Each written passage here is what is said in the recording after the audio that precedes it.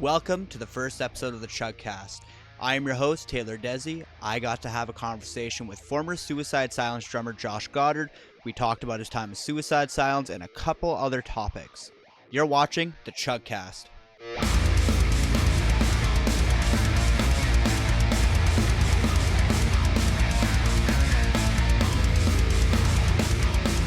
Josh, how you doing? I'm doing well, Taylor. How you doing, buddy? I'm doing quite well. It's awesome to be able to sit here, chat a little bit about your music journey and just a bit about your personal life and your time with Suicide Silence. And so, so when you started playing drums, did you ever have much of a musical family growing up, or did you just kind of figure that out on your own? Yeah, it was music was nobody played an instrument. We always had music playing.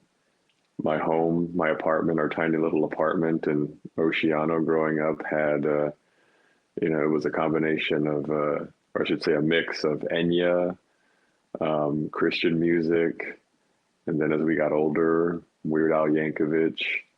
My first cassette that I had was I think it was Man of Mystery or Mystery Man by Johnny Cash. But nobody played an instrument. I know that when we moved in with our grandparents, the five of us moved in with my dad's folks. I found a guitar in the attic, and I think my mom had a hammered dulcimer. I hope I'm saying that right, but nobody ever played them. And I remember being fascinated by them because they made sounds. They reverberated. You could tap the guitar, you could strum it, but uh, and even I just recalled my nana, my dad's mom. She had an organ in the household that we lived in Riverside. But I would get on there and noodle with it, and just loved pressing buttons. And there were so many things you could touch on an organ, on an electric organ. But it wasn't really a thing. There were just kind of instruments here and there. They were like house plants, you know. They're in the house, but nobody, and they're alive per se, but nobody knows how to tend to them. There were no gardeners. Um, uh, uh, so yeah, it's growing up. It wasn't until like middle school that I started to get exposed to things that really excited me about music. And I think middle school is when I started playing guitar and getting a guitar at a pawn shop, getting an amp at a pawn shop, and starting a band with a couple buddies. And by the time I was 15, I was living with a friend and his family, and he was a drummer, my buddy Justin, and our other friend George. The three of us started a band. I played guitar and sang. Justin played drums. George played bass, and yeah, man, off we went. So when you picked up drums, how old were you when you picked up drums? Um, Either 17 or 18. I think 17 years old, and then I joined Suicide Silence when I was 18.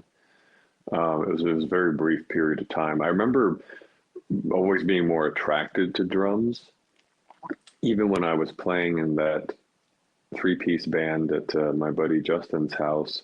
When we would finish with band practice, I would go play the drums. It just was more enjoyable, like the way everything felt, the way the cymbals sounded. It was a great deal more attractive than guitar. It was just more dynamic, and I don't know, felt good. But it wasn't until 17 when I was living with um, a guy named Chug, who's for all intents and purposes my wife's father-in-law. Excuse me, stepdad. He's kind of like my father-in-law. I was living with him for a little bit, and my buddy Anthony had an old drum set, and he let me borrow it and set it up at Chuck's house, right in his billiard room. And that's where I really started to, you know, try and uh, replicate what I was hearing on CDs, and try to like I remember listening to Evergreen Terrace and trying to replicate some of those patterns. And yeah, I would just get in there for, 2, 3 hours, no idea what I was doing. Um, didn't understand tempo, didn't understand rhythm, didn't understand, I wouldn't see a rudiment for like 2 or 3 years after that. It was just noodling with it and trying to see what felt good. And yeah, just kept at it for like several months. And by the time I moved in with Mitch, and I don't remember if I brought that drum set with me or if I finally bought a drum set, but it was less than a year um, after I started playing that kit that I was borrowing that I joined Suicide Silence. Um, and yeah, and I've said this before, like on Chris's podcast, that I genuinely did not know what I was doing. It was just trying to imitate what I was hearing on CD. Nobody took me and said, "No, no, you got to do it like this, bro. Like that's not how you play drums." I mean, looking at the old footage, shout out to Gabe Ochoa, by the way, for blessing us with this awesome footage. Um, this video at Showcase, this was back in 2004, and your blast beats were very, very different than what they are now. And that time frame from 2004 to 2005, you really improved within a very short amount of time. That's kind of you to say, Taylor. Yeah, I was fortunate to, you know, have a pretty disciplined approach to things. I still do, but yeah, it was, I heard somebody say that practice doesn't make perfect, practice makes habit. So you can keep practicing the same thing over and over again, and it can still be the wrong way to do it, but you can, make something, you can imitate something, and the outcome is going to appear to be what it's supposed to sound like, but the practice of getting there is totally wrong. So it would be a while before I had to unlearn all the bad habits and then begin to develop a truer, sense of how to play and how to do it with efficiency and how to, keep time and know cognitively what pattern you want to do and then apply it. So yeah, and I was motivated. It was a fun opportunity. Um, I wasn't expecting it. I just like to play. And I think it was a thing of just association. I happened to have a group of friends that started a band and had been in bands before, and it was just, a matter of being in in the vicinity, and yeah, just being grateful to have buddies that would include me. Yeah. In that time frame with those first couple of videos of you actually playing, you were involved with Josh Stefano, Mitch, Michael Heiser, and Chris. And then not too long after, you're joined by Rick and Bodkins. And, Rick, phenomenal guitar player, Bodkins, phenomenal bass player. And what was it like writing with Rick? I mean, Rick's my guy. He's super inclusive. Any project he does, he brings people in. He wants to maximize collaborations. He wants people to really express themselves and know that they can make an impact, they can contribute. And so from day one, and going back for a second to kind of link up with what you said earlier about, my improvement on the kit, my motivation, a big motivation I remember was when we went out and not me, it was either Chris or Mitch, I can't remember. They went and recruited Rick and Mike after their band Torn Within had broken up. And I remember a sense of, wow, those are really good musicians. And the drummer that they were playing with, a guy named John Shelley, fabulous, fabulous drummer. To this day, he plays and he's just outstanding. I remember thinking, okay, I gotta step up. I gotta really improve in a hurry here to match their skills. So I don't recall what my regimen was, but I do know that it was time consuming, just trying to focus and get better. And by that point, I may have had my first lesson from a buddy, Chris Arias, who played in a band called Drexel, he plays guitar in a band called Big Infant Today. Um, Good buddy, outstanding drummer. He was in a drum line for a college here locally. So good, great hands, great tempo, and he taught me my first set of rudiments. And that was right. Rick may have joined at that point. It may have been right before, but that era was for me all about improving, recognizing that okay, like if our band is just elevated in terms of skill set, not that Josh or Mike Olheiser were bad musicians; they were fabulous. But Rick and Mike had just released this terrific EP, the Torn Within EP. It was wonderful. It really discouraged us for a little bit when they put it out because it was so good. Um, but yeah, but to back to Rick now, when we started writing together and playing together, he never ever, and to this day, he never ever flexes at all. Even though he is a wildly talented guitarist, songwriter, arranger, producer, I've never once have I felt inferior to him. Well, take it back. I've felt inferior to him, and I still do feel inferior to him.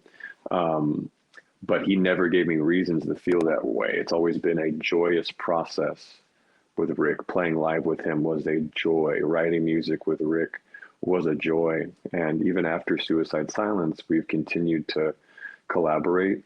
Rick is a musician. I'm not a musician. I would say I'm retired and I'm a guy that just plays drums for enjoyment these days. But, just a couple of years ago, we did link up and wrote some songs together, and he did most of the writing, him and our buddy Justin, singer of Torn Within, also great guitarist, great songwriter in his own right. But yeah, Rick is it's wonderful. He's one of the best people to collaborate with. He comes to music from a place of pure joy and inspiration and curiosity and expression. And I think anybody who has had the opportunity to work with him, to collaborate with him, would say the same thing. But I'm only speaking for myself, and it's a relationship. It's now a 20 plus year relationship I've had with him, and um, yeah, I don't have time to express how grateful I am for our friendship. Yeah, I just want to say, like when I worked with Rick, we recorded "Fallen Angel" in about 3 hours, and coming from somebody who really is inspired by Suicide Silence and his style of writing, I feel like the collaboration was almost seamless because he first sent that to me. I want to say February of 2024. This was last year sometime, and I had the lyrics written up in about 15 minutes. I sent him some demo recordings, and he was like, "Wow, this is really really good." And then like this is before he really formed Ironox. This was just when a little after Torn Within unfortunately broke up, and he's like, "Yeah, this is really really good." And then I went out there to go visit him to go see the Amity Affliction and Dying Wish and POD. And then he's like, "Yo, do you want to try recording this then?" And then we did. And as soon as I started with those highs, I saw this big smile crack on his face, and he looked like he was just enjoying himself, just being the man in the chair, hitting record. And no, he definitely loves seeing the magic happen in the studio. I think that if the universe were like how the movie Inside Out kind of maps out our emotions, where there's happy, there's joy, and there's sadness and anger and so on. Rick is almost like a little polyp. He's the universe's joy polyp, and it's almost like he can't contain himself. So when these things happen, he's the way that existence, the ether, whatever you want to call it, really expresses limitless and uncontrollable joy. Yeah. Because, with you and Rick being, so close, you guys know what each other is thinking. When I saw you guys play together live, you guys had an energy together that that I was able to physically feel. And as soon as you started slamming those drums, I was like, holy shit, this is Like this was definitely like there's a lot of people who use like click tracks and stuff, but you guys knew what you were thinking, and that's very rare nowadays because everybody just has like click tracks and in your monitors kind of telling them where they are. But you guys have been Mm. playing for 20 plus years and knowing your instrument very well and knowing how each other plays, you kind of basically become a part of each other. So like you guys were like so locked in, and it was very, very exciting to see. But yeah, it was kind of cool. It was very, very cool to see you guys play, but it would have been awesome to see Bodkins up there with you guys because I know Bodkins was just sitting there on the side. Bodkins was one of the nicest dudes I met. Talked to him for about 20 minutes out in Pomona, and he was cool. He was cool to talk to. Wish I talked to him a little bit longer, but someone else started chatting him up. So yeah, let's actually talk that Torn Within show. When you that was supposed to be your last show, but unfortunately that became the band's final gig, which is very, very unfortunate. Um, but at least I was able to come check out that show. What made you think that this should be your final show? Um, about 3 years ago, I'm 39 now. I'll be 40 here in May, and a few years ago, I just kind of got the itch to play one more show. Playing live is a gas. It's so much fun, but I'm I'm grateful that I know more about myself now, or I'm learning more about myself. In 10 years, I'll probably look back and say, you know, you thought you were going to figure it out in your late 30s, but it's very likely going to be a nonstop process all the way up until we expire. But you know, it's a privilege to be able to know musicians and to play with musicians, to write music and to play shows. And in writing or recording the music with Rick and Justin for the Torn Within album, it um, it reminded me. This was in 2022, I think. It reminded me what a commitment it takes to record, to rehearse, to practice, and you know, in order to feel that level of confidence and have a regimen that keeps you playing well, that you can finish your parts live, that you can stay on tempo, that you can have endurance to get through a set. Because man, if I didn't know before that set that that would be my last show, I knew it at the very end when Justin wanted to play one more song, and I just said, I'm tapped. You know, it was humbling to see how quickly I could get exhausted, and it's a cliche, but as we get older, things start to work. They don't work as well as they used to, right? Whether it's your wrist, your hands, and because as an adult, I'm committed to a lot of things non-music related. I don't think I have the time and resources to really respect the process as much as it deserves, because touring musicians or musicians that maybe play on the weekend or they go on tours a couple of times a year, that still takes a great deal of commitment, of building resilience and endurance to work through the process of writing and rehearsing and playing. And there's a part of it that it was just out of respect for those individuals who do commit. It would be unfair of me to just tap in whenever I want and say, yeah, I can, kind of play the card of, I don't know what you want to call it, the legacy card, and say, well, I've been around for a while and I know Rick and I could always do this.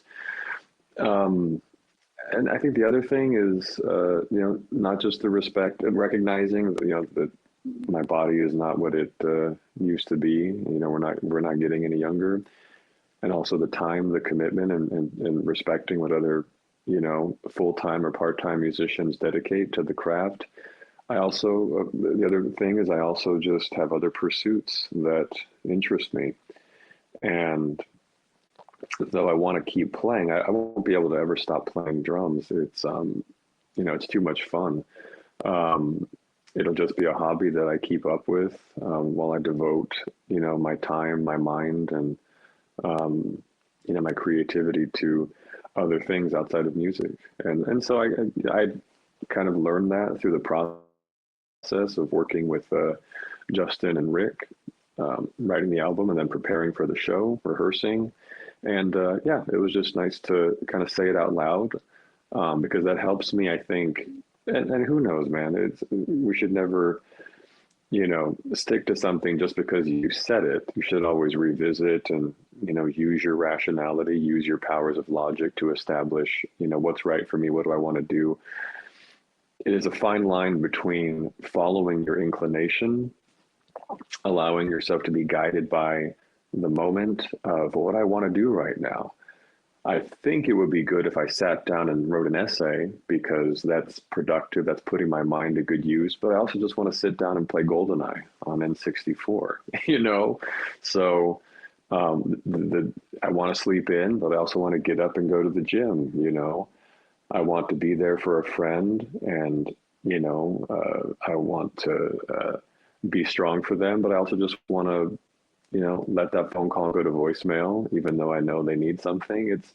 It's a back and forth, and you just have to keep checking in with yourself. But yeah, I'm giving you a really long answer here, but suffice to say, I'm grateful for the opportunities I've had over the years, and I'm sure Rick and I will continue to collaborate in the future. Technology has made it so much easier to record and share and refine over long distances. But yeah, very likely that was my last time playing live. Okay, yeah. Going back to like the whole like recording process, we are in a new age of recording. We can all record from home. We can even record on our phones and stuff like that now. Just kind of want to hear your take from recording in a studio. If I remember correctly, we recorded the Bludgeon Death demo at Pitbull Farms in Hesperia. And then now I remember Rick telling me that you used an electric kit to record the Peregrination EP. So what's your take on the modern recording technology? Oh, I mean, I love it. It's very convenient for, a person who is, adulting and having to, grocery shop and work full time and go to school and take your cats to the vet to be able to, carve out 30 minutes in the evening and not bother the neighbors with the noise and have it sound pretty good immediately. That's awesome. I'm so grateful that I have the resources to be able to do that. Grateful that I have a partner when I say, hey, like I'm looking to get this kit, and they say, well, how much is it? And I'm like, well, it's about 1,000 cups of coffee. That they're willing to say, okay, well, you're stressed most of the time, so this will help with that. Uh, it's great, man. I loved it. And again, Rick made that process so easy because he's like, uh, if you're going to have that kit, here's the app you need, here's the DAW you should use. And he walked me through setting up all the channels and, teaching me how to take a track and, render it and shoot it off to him in a Dropbox. It was great. He makes all that stuff so easy. And I don't take that for granted. I suspect that a lot of folks who try to get into that can be very intimidated by all of the things that have to go right, all the channels, no pun intended, but all the channels that you need to understand about music production to get where you want to get to. Big difference from miking up a kit and lugging your drum set up to Hesperia. And, you know, it's a joy, man. So yeah, I loved that. I love the convenience of that, of just being able to set my tablet up, hook it into the E-kit, and and then that could be exported as a MIDI track, and then Rick can play with the sounds. That's cool, man. I love that. That is so cool. And yeah, that's a privilege to be able to do that. Yeah, that's the one thing I like about the Peregrination EP. The drums feel organic. I cannot stress about it enough. There's so many people who program drums. They don't do any of the quantizing or the humanization, and it just sounds like a computer. Let's take Infinite Annihilator for an example. If you're familiar with those guys, those drums are all like hand programmed, and the band can barely play some of those songs live because they're just that insane. So Mm. yeah, like the organic sound. Like when I first heard that record, I'm just like, okay, yeah, someone's playing drums. I had no idea they were MIDI. I'm very very impressed with how the um programmable drums have come. There's a lot of cool triggers you can do with them now. Like they sound more organic, and that's the beauty of modern technology. But it's only going to keep getting higher up. It's going to keep improving and stuff like that. I'm kind of a little nervous to see where it goes from now, because pretty soon we're probably going to have like AI singers very soon. Oh yeah, I'm sure there already are somewhere out there in circulation, but um, yeah, recording that was fun. It was difficult. I'm better with my hands than with my feet, so there were a couple parts that I really had to struggle through. But that's another thing about Rick, is that you know, um, he likes those little artifacts. He likes things that aren't perfect. He wants it to be as is, just come as you are and lay it down. And a lot of those, I would say, well, I don't know if it's a majority or around half, but a good amount of the parts, excuse me, on the Peregrination EP were just one take, not all the way through. Don't get me wrong. It was first take, I should say. So nothing, not a single one of those tracks was one take of me playing. I had to chop that thing up like a salad. But most of the parts were like, okay, lay it down, and that's good. Move on. And a lot of it, I probably couldn't replicate again, because it was where I kind of tapped into improvisation that I learned when I was studying jazz years ago, and to try to funk it up, make it kind of, make it sound kind of stupid and funky. And that's the stuff I like. I love the way that sounds. Rick just loves everything. That's what's so fun about him, is he's game for just about everything. And yeah, that was a fun process to, send him something, um, on a Wednesday night, and then Thursday afternoon, I could be driving home from work, and he's on the phone with me playing the track in the background and saying, okay, maybe we could try this later, or could you go in and do this again? Um, across 3 states. So that's just so fun, man. It's great that humans can do that. Yeah. Yeah, the Peregrination EP is a masterpiece of a record. Everybody had I mean, this is before even Logan joined up with Torn Within. Rick is a phenomenal bass player. Um, I mean, I think Justin recorded some bass on some of the tracks, but I know Rick recorded some bass. Um, when I was with him not too long ago, he was showing me a lot of the couple unreleased Torn Within tracks, and which later became like the Ironox tracks. And I was really looking forward to see what those would have sounded like with Justin's vocals on it. Um, but after hearing Danny's vocals on it, um, well, what song was it? It was Three Layers of Black. Um, Hearing Danny's vocals on that, I was like, dude, this is crazy. Like this dude is absolutely crazy. And both Danny, I should say, all Danny and Logan and Ian and Jason, they have the honors of working with Rick, and Rick is one of the best collaborators out there.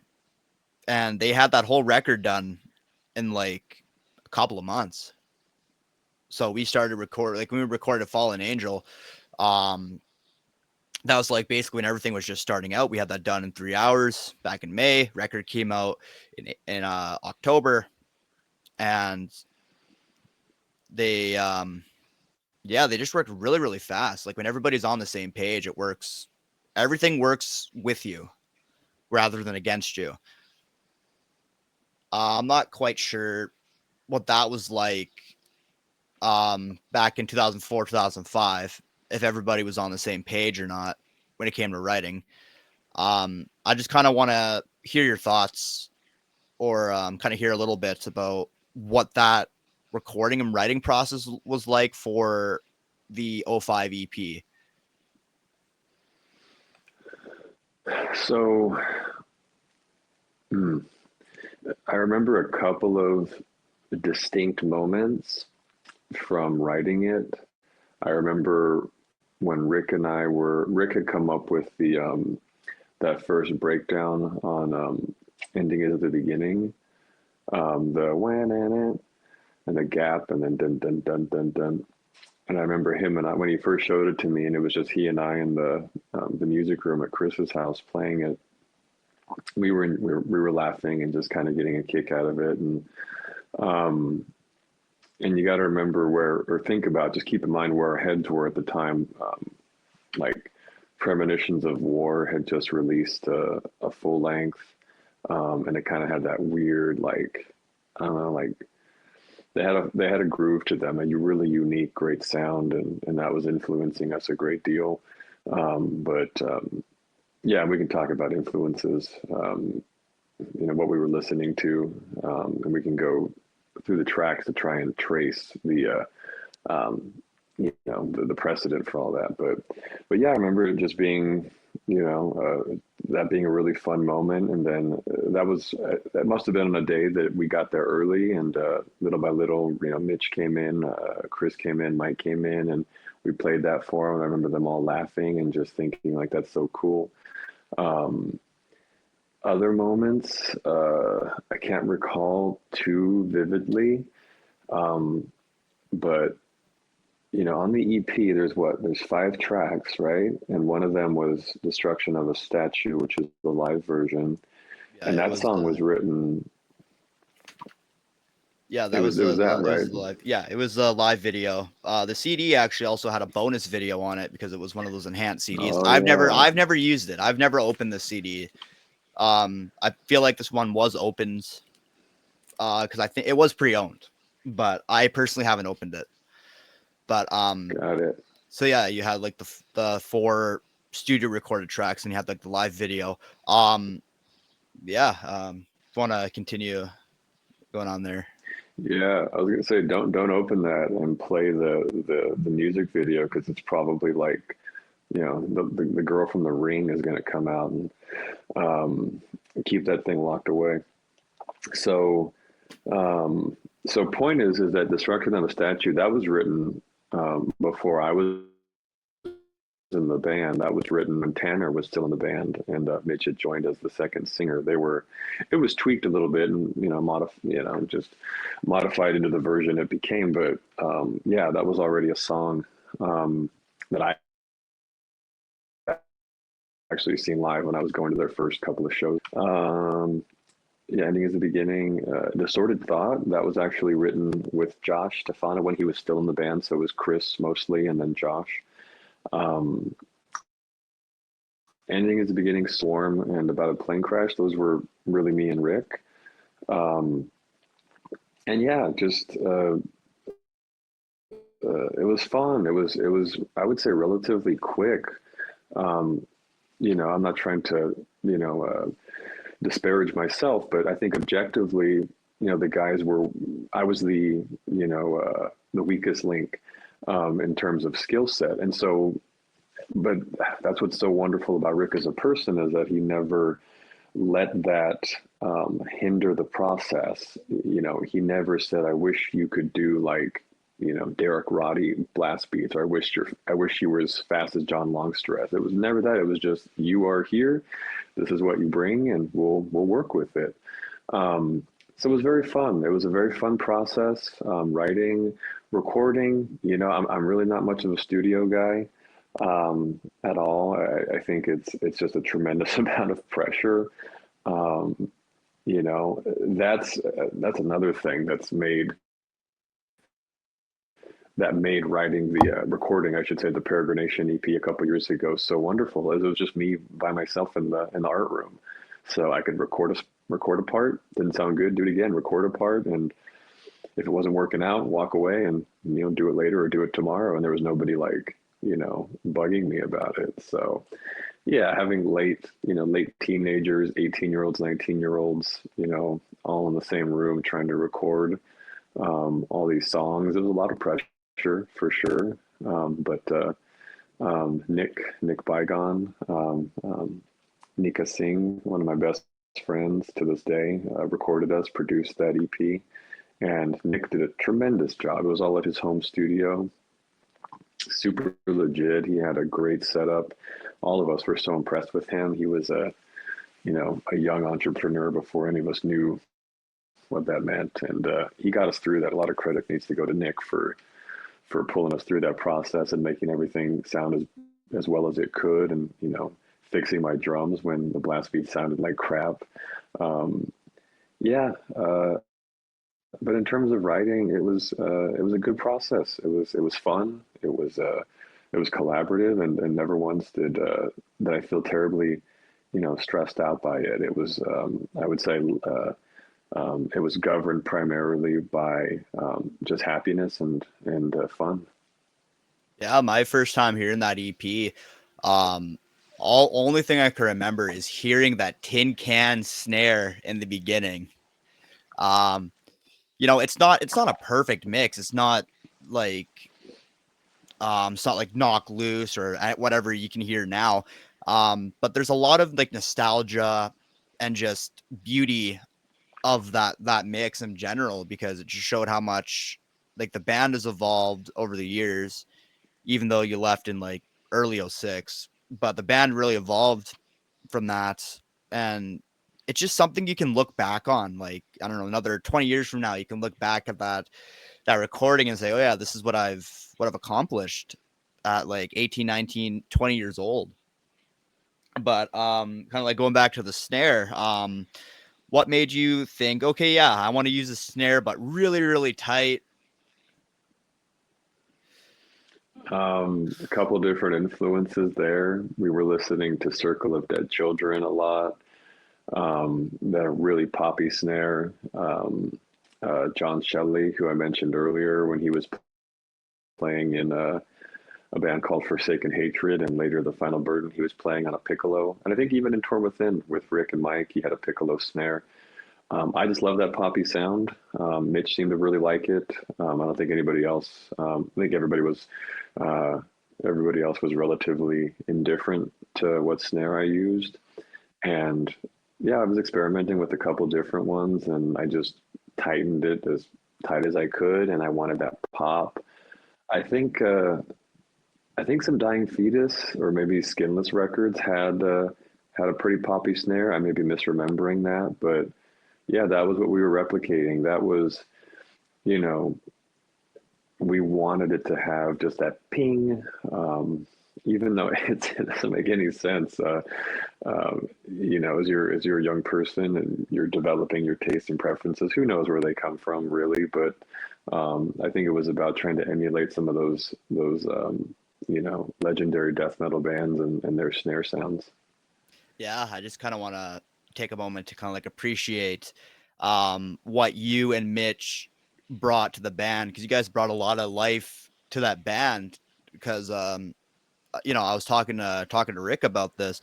Um, with Tanner's vocals, listening to like Victim of Tragedy, Soak in Tears, um, just kind of sounds like a hardcore band in my opinion, because Rick really added like that darker sound to it, and um, Mitch had that those high screams and everything like that, and it really the sound really evolved within a good couple of years. And I mean, you weren't the best drummer at that time. Like you were basically still learning your technique at the time, but it just really shows what the commitment can do. That's the hard part about starting up a band and being in a band nowadays. I remember you saying something about it's hard to balance friendship with collaboration, which I really, I've seen that personally quite a bit with my band because our former drummer David Parkin, he's in like 50 different projects. Our former guitar player Ethan, he slowly left the picture, and it's just hard to like do both. Absolutely. You know, you've heard this or you've seen it on soap operas or, cheap movies where someone says, I'm just for Saved by the Bell. It's like, I've grown apart. We've grown apart. I've grown during our time and, not, we're not aligned anymore. It's the same thing with music. It's a bit of a contradiction where it's typically friends. You get together with friends. My first band was just with my two best friends. And over time, if you stick to it, there's going to be a natural, margin between skill sets. As one person dedicates more time, somebody else has to get involved with other things. They start a family, they have to get a job, and fault or guilt should take no part in it. It's just the reality of existence. You have to respond to the world as it's thrown at you. So the trick is, what do you do when you get to that crossroads? Um, and all you can do to successfully overcome it is communicate. And you may know this, but young men, teenagers, early 20-year-olds were pretty bad at communicating, especially our feelings, and especially trying to communicate objectively with our feelings. Or I should say, communicate objectively when our feelings are being felt very strongly. So, yeah, same thing. It's a relationship, so it's the same thing with if you're in a relationship with with somebody, a romantic relationship, and the two of you are growing individually. If you've been at it for some time, months, years, decades, you're very likely different than when, who you are now than who you were then in certain aspects. In other aspects, they just, they stay the same. But so having a fresh accounting of who you are as a person and then comparing that to your partner and wondering, like, does this still work? And if it doesn't, how do we unwrap this? And can we start over? Can we reevaluate how our values have changed and how we want to spend our time and so on. And it can get messy. So, yeah, it was I'm couldn't be more grateful for the experience, especially as it ended abruptly for me because of what it's taught me. But at the time, yeah, it was rough, man. Really rough as a lot of different, interests and a lot of different demands were being put on me. And, it was my mental state, my emotions, it was all very, disorganized, and it was, forget difficult. It was impossible to think straight because of, all that was happening. But, yeah, um, going back for a second to Tanner, super sweet guy. Haven't seen him in a few years, but just a nicest guy you'll ever meet. Solid vocalist in his own right, a good organizer, a good orchestrator of projects. And that first demo, when Mitch played that for me, um, we were in my car. I don't know where we were going to or from school, but he popped it in, and yeah, victim of tragedy. That kind of blew my mind. I'll speak for myself, especially that first breakdown that had that eternal suffering, like jun jun jun jun jun jun, super good. I remember playing that song live for probably a year. We discontinued after about a year, but that's a great song to play. And Justin, the first drummer of Suicide Silence, phenomenal. Such a good drummer. He was a jazz drummer. He played jazz at the high school we went to, and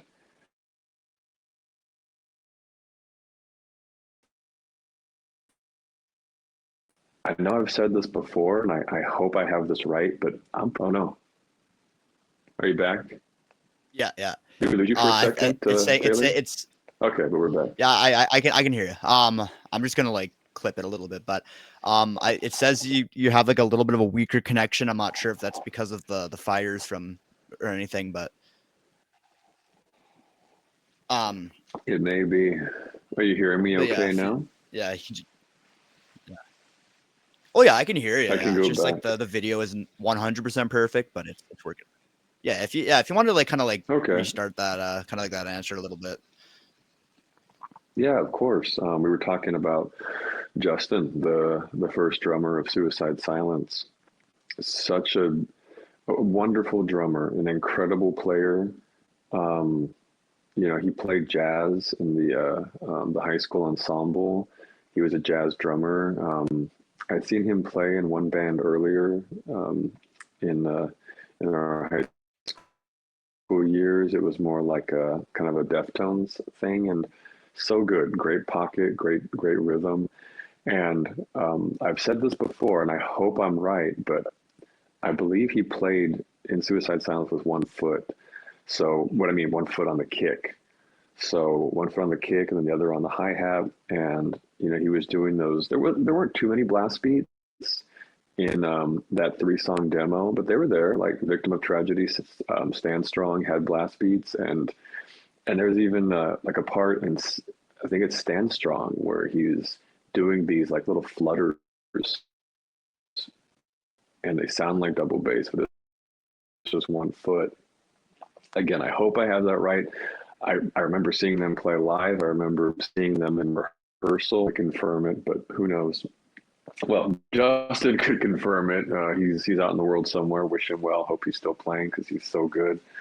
Um, but yeah, that 3 song demo was we were impressed by it. I was impressed by it. I thought that it was special. I thought that it had an interesting blend of Josh Stefano and Chris, in that you could hear the Eternal Suffering Skinless influence, but then you could also hear like the new metal, like Deftones influence, and that was primarily like a Josh thing and a Tanner thing. And so that's fun. I think that's really fun to look back and think about how those two worlds merged, where you had Chris, the death metal kid, who he goes on about how much he loves new metal, and he does. Like Korn and Slipknot, those are his bands. But he was, when we met him, he was, you know, Devourment, Skinless, Disgorge, Vehemence, Decapitated, Eternal Suffering. That's what we knew him for. Like, he was the death metal guy. It wasn't until later that he started to reveal his new metal leanings. Yeah. So yeah, I feel like Because everybody had this. Yeah, oh man, I feel like new metal is heavily unappreciated. Because like there's a lot of toxicity within this metal community. I feel like it's mainly in the hardcore scene and the death metal scene. I see most toxicity from them, and a lot of people are basically like putting down Slipknot, Korn, saying, "Oh, this isn't heavy, this isn't metal." But I think they're just try not to admit that they actually enjoy it, and they just kind of want to stay on that same trend as everyone else because everybody else is like ripping mm, on them. And it's the same thing with deathcore because a lot of people back in the day, because deathcore wasn't even a word yet, a lot of people were ripping on deathcore, and because it was such a new thing. And because I'm kind of lost, but because you're there's a comment that you said that it was like hardcore kids trying to do death metal but in a poor way. If you kind of want to elaborate what that was like, because I'm not sure if you see yourself as one of the founding fathers of the deathcore genre or not. Just kind of want to hear like your perspective on that particular moment. sure. Yeah, no, I mean, I know I've kidded about this, and like on Chris's show, we were joking about inventing it, but I mean, look, Despised Icon, The Red Chord, Premonitions of War, all those bands were well established and touring and putting out stuff, before us. And those were bands that influenced us heavily. Ion Dissonance, Beneath the Massacre. I think that was like, deathcore was already a thing.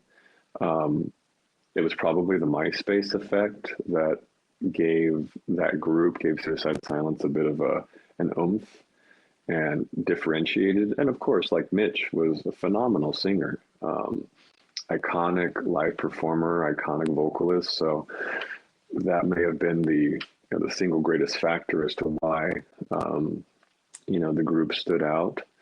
But yeah, there was a message board called notpopular.com that was in SoCal, the SoCal hardcore scene. A lot of people were active on there, and somebody had posted a thread about Suicide Silence. I think they posted a link to the first demo that I recorded, which is, the drums are really rough on that. And somebody had posted in the comments that it sounds like hardcore kids trying to play death metal and doing a piss poor job. And I think looking back now, it does make me laugh, but at the time, that was very disheartening. And I remember thinking, like I'm seen. And that was, more motivation to try and improve, to try and get better. And so I thought of it, I responded to that more from like a technical deficiency, and not that there was anything wrong with, the vibe we were going for. So, I know that some people, I've never considered myself, I should say, a purist, where things need to be cookie cutter and, death metal is a thing and it sits over here, and hardcore is a thing that sits over here, and nu metal is a thing. It's all a spectrum, it's all up for grabs. Going back to what you said about nu metal, I mean, there was some heavy nu metal. That was probably, definitely, that was my in to more heavier music was nu metal. I recall the first thing that I ever heard that I thought was heavy. It was Alice in Chains, a song called Them Bones. Just iconic song. I was at a buddy's house down the street. It was like 5th or 6th grade, and a guy named Mike and Mark, two brothers, and one of them had a dirt biking video on in the living room, and it was a compilation of like wipeouts, and it was the Alice in Chains song was playing, and I just remember thinking, like, what is that? It's wonderful. There's a video on YouTube of a guy, he's got a big following. He dissects music, he dissects songs, he talks to musicians, and he put out a Them Bones video. If I had the name of the guy, I'd share it, but it's like a 10-minute video where he completely deconstructs the song. And he plays it and he isolates some of the tracks. That's so cool, man, that you can do that. You have the technology to do that and put that out, but it reveals what makes that song so gnarly. And so that for me was like the first song I remember thinking, I want to be exposed to more of that. And then I remember hearing Adrenaline by Deftones, the opening of that, the song Bored, that that haunts me to this day. So good. Deftones, all-time great, all-time favorite, and then getting introduced to Korn. Even Limp Bizkit has some heavy stuff, but Korn, I mean, God, just that first album, or Life is Peachy, that's some of that stands to this day as some of the heaviest stuff ever written. Slipknot's just a whole other conversation. They're in their own category. They're crazy. It's great songwriters, and just, they're just an experience, 9 guys and masks going crazy, and you know, I remember seeing a VHS tape that they had put out, one of their first, and I remember somebody making a comment like, uh, if somebody doesn't show up for rehearsal, it doesn't work. And I'm like, okay, like you've got like 4 guys in reserves. It's like you're the Army plus the National Guard. Like half you guys cannot show up. But, I think that was just their vibe is, there's like a dozen people on stage and we're scary and our music is heavy and, we're from Iowa. Nobody's from Iowa. So yeah, and no disrespect to Iowa. I'm just explaining as a young man, how that hit us or how that hit me anyway. So, got to give new metal its credit. And it's all up for grabs, and I think it's fun to be able to take things that, even if it doesn't work, you still have fun with it. You bring in those things that influence you, that really excite you, and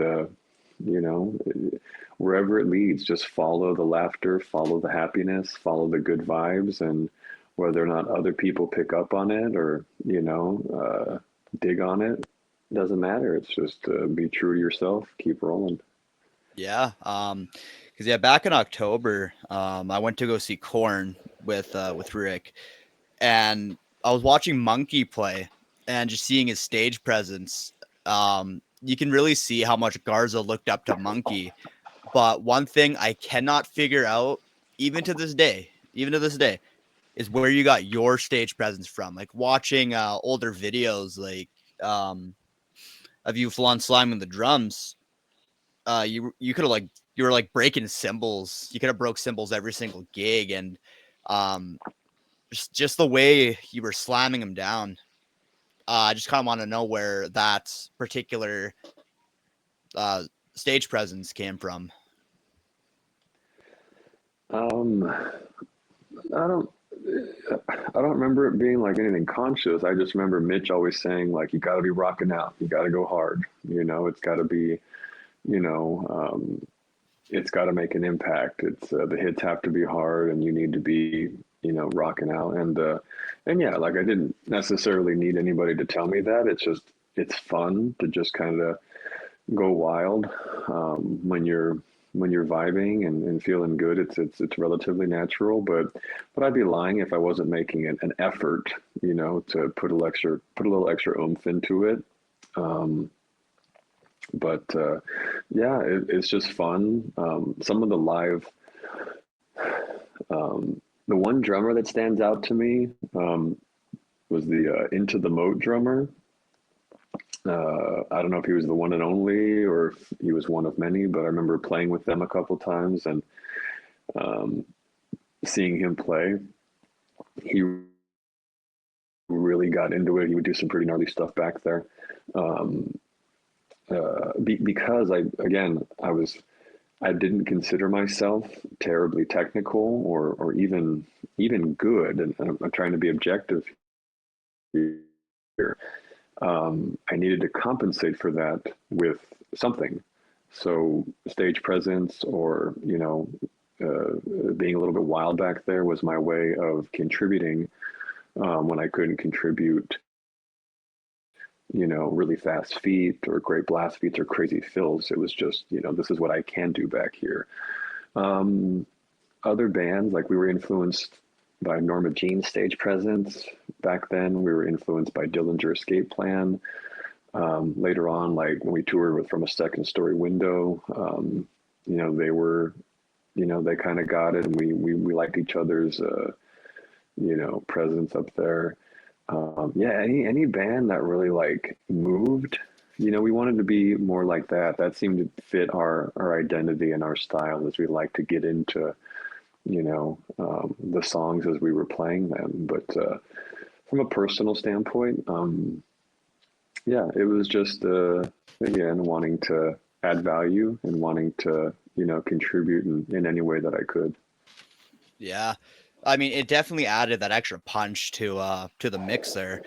Because like if I'm seeing a band and they're not moving, they're just standing still, just playing, whatever, I would get bored of it pretty quickly. But watching people full on slam their drums, throw their guitar around, head banging aggressively, and it definitely adds, really adds. Um, kind of like um, going back a little bit when I first found out about you and Rick. I was watching the memorial show. I remember buying the memorial show to watch it because I saw all these clips. And when you guys opened up with destruction of a statue, I was like, who's this masked dude on the drums? Who's this dude headbanging like a maniac on the left side of the stage? Oh, there's Garza. Oh, why is Mark on bass? Like, who are these extra people? And then I remember when I first got into Suicide Silence, I saw the destruction of a statue video at the showcase. Like, oh, these guys must be the original Suicide Silence members coming back to play the set. And then I want to say summer of 2019, someone from the Suicide Silence team released a discography of a lot of demos, which included the EP soundtracks. You had a bunch of demos, which included your infamous Stand Strong demo, which is still a really good demo. But that's when I found out that you weren't the original drummer. That's when I found out Rick wasn't the original drummer. Mitch wasn't even the original singer. And um I was like really mind blown. And to be able to, sit here, my inner 13, 14-year-old Suicide Silence fan would probably be freaking out right now, but um but it's also good to be able to go more in depth about certain topics, because I feel like there's some topics that unfortunately are left out. And I feel like the only time we actually heard from you was on Garza's podcast.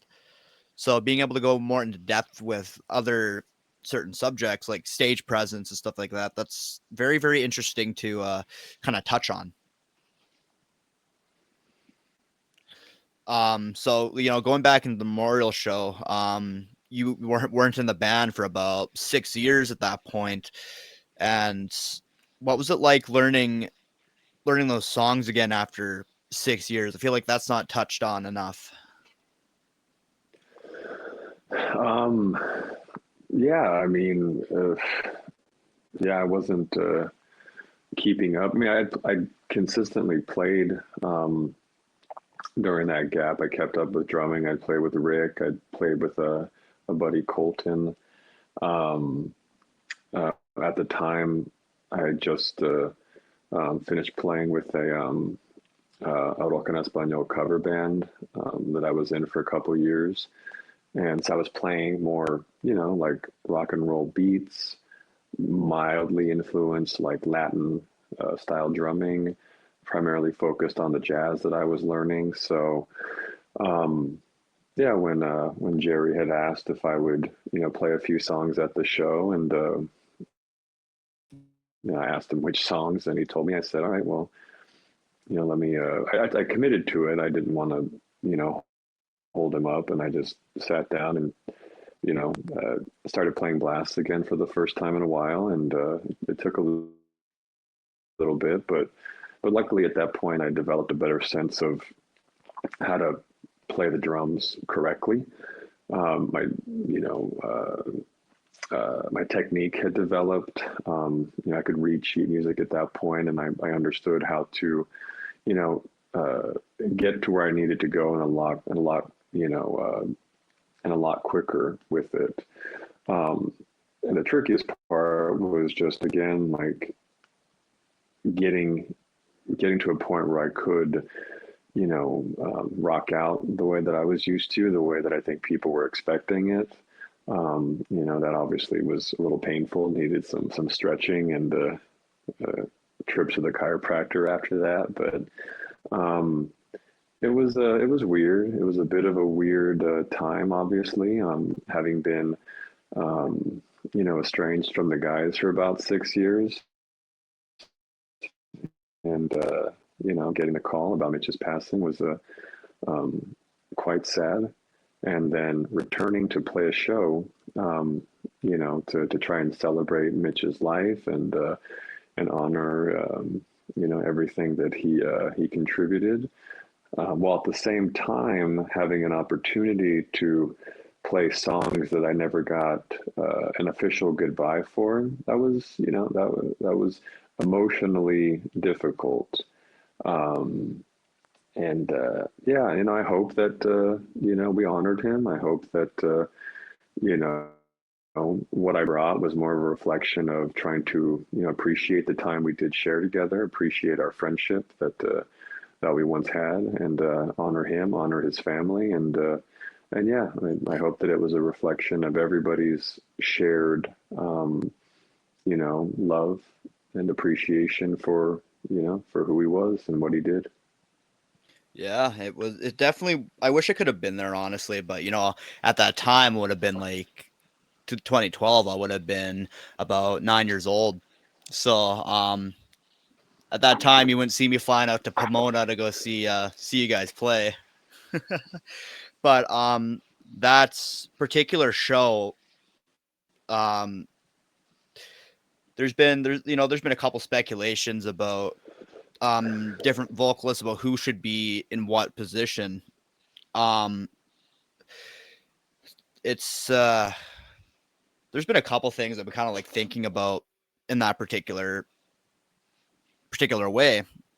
Because I mean, like the first three EP songs, I mean, you guys basically played with those guys like Johnny Davey, Brooke Reeves. You guys shared like the showcase with them and stuff like that. So I feel like that kind of added a little bit of like an Easter egg, if you will.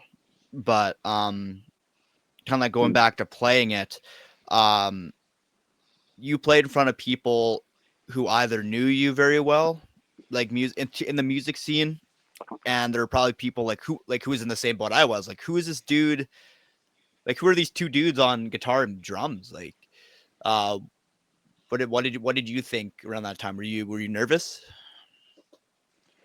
Um, oh, I'm sure I was. Yeah. Because by that point I was well out of the scene.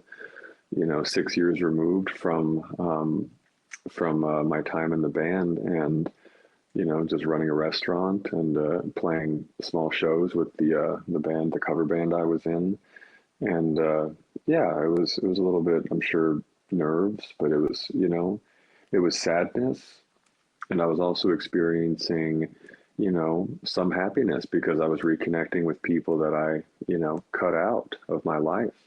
So, and then having to relearn songs and wanting to perform well, wanting to honor Mitch and do right by him, and wanting it to be a good experience. So a lot of things, and I don't know this for sure, but I'm pretty sure uh, that Alex had retracked some of my stuff for the DVD.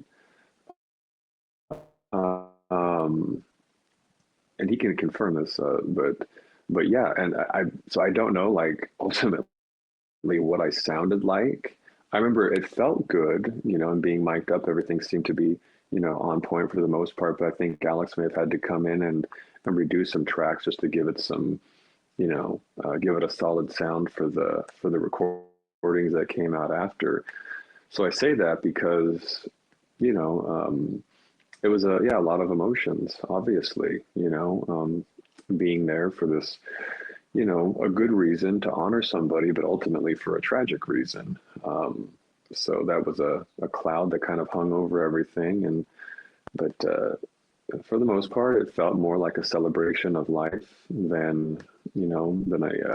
the funeral was obviously much more somber and as it should have been. And this was an opportunity to, rekindle some of that energy and just appreciate the time. But yeah, uh, yeah.